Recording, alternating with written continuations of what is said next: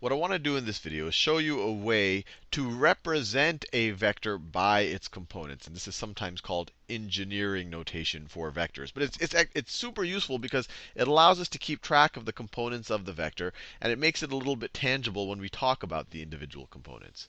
So let's break down this vector right over here. I'm just assuming it's a velocity vector. Vector v, its magnitude is 10 meters per second, and it's pointed in a direction 30 degrees above the horizontal. So we've broken down these vectors in the past before. The vertical component right over here, its magnitude would be, so the magnitude of the vertical component right over here is going to be 10 sine of 30 degrees, is going to be 10 meters per second times the sine of 30 degrees. Sine of 30 degrees. This comes from the basic trigonometry from SOHCAHTOA, and I covered that in more detail in previous videos. Sine of 30 degrees is 1/2. So this is going to be 5, or 5 meters per second. 10 times 1/2 is 5 meters per second. So that's the magnitude of its vertical component. And in the last few videos, I kind of, in a less tangible way of specifying the vertical vector, I often use this notation, which isn't as tangible as I like, and that's why I'm going to make it a little bit better in this video. I said that that vector itself is 5 meters per second, 5 meters per second. But what I told you is that the direction is implicitly given because this is a vertical vector, and I told you in previous videos that if it's positive, it means up, and if it's negative, it means down. So I kind of had to give you this context here so that you could appreciate that this is a vector, that just the sign of it is giving you its direction. But I had to keep telling you this is a vertical vector. So it was a little bit, it wasn't that tangible. And so we had the same issue when we talked about the horizontal vectors. So this horizontal vector right over here, the magnitude of this horizontal vector is going to be 10 cosine of 30 degrees. And once again, comes straight out of basic trigonometry. 10 cosine of 30 degrees. And so cosine of 30 degrees is square root of 3 over 2. Square root of 3 over 2, multiply it by 10, you get 5 square roots of 3.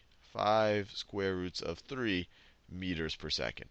And once again, in previous videos, I said, look, this is actually, I use this notation sometimes where I was actually saying that the vector is 5 square roots of 3 meters per second. But in order to ensure that this wasn't just a magnitude, I kept having to tell you in the horizontal direction. If it's positive, it's going to the right, and if it's negative, it's going to the left.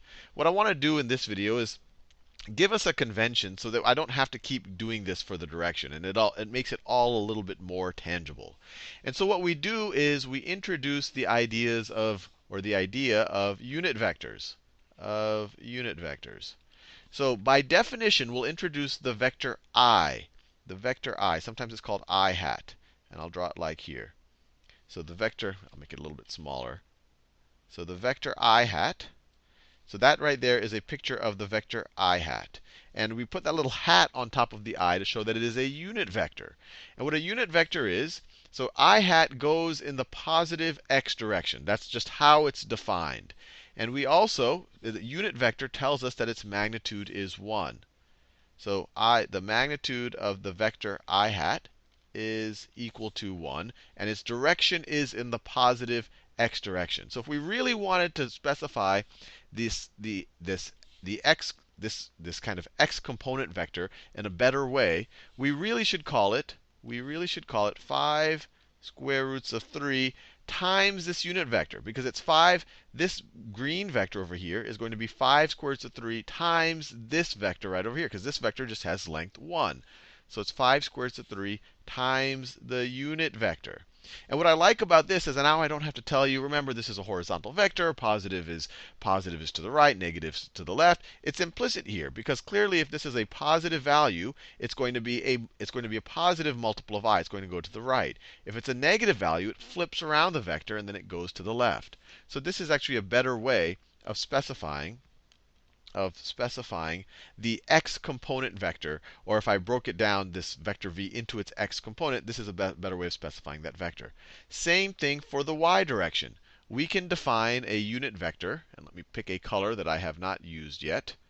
Let me find this pink I haven't used. We can define a unit vector that goes straight up in the y direction, called unit vector j.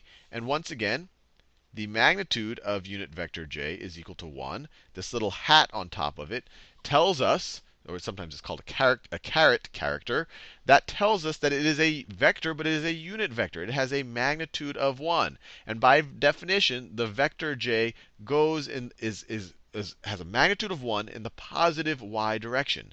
So the y component of this vector, instead of saying it's 5 meters per second in the upwards direction, or instead of saying that it's implicitly upwards because it's a vertical vector, or it's a vertical component and it's positive, we can now be a little bit more specific about it. We can say that it is equal to 5 times j.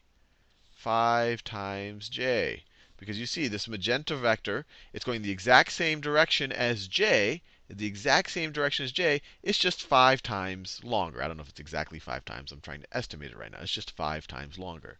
Now, what's really cool about this is besides just being able to express the components as now multiples of explicit vectors, instead of just being able to do that, which we did do, we're representing the components as explicit vectors. We also know that the vector v is the sum of its components. If you start with this green vector right here, and you add this vertical component right over here, you have head to tails. You get the blue vector. And so we can actually use the components to represent the vector itself. We don't always have to draw it like this. So we can write that vector v is equal to vector. Let me write it this way. It's equal to its x component vector plus the y component vector plus the y component vector. And we can write that the x component vector is 5 square roots of 3 times I. 5 square roots of 3 times I. And then it's going to be plus the y component, the vertical component, which is 5j, which is 5 times j.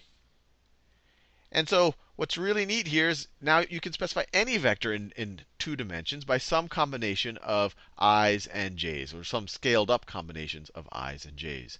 And if you want to go into 3 dimensions, and you often will, especially as the physics class moves on through the year, you can introduce a vector in the positive z direction, depending on how you want to do it. Although z is normally up and down, but whatever the next dimension is, you could define a vector k that goes into that 3rd dimension. Here I'll do it in a kind of unconventional way. I'll make k go in that direction. Although the standard convention when you do it 3 dimensions is that k is the up and down dimension. But this by itself is already pretty neat because we can now represent any vector through its components. And it's also going to make the math much easier.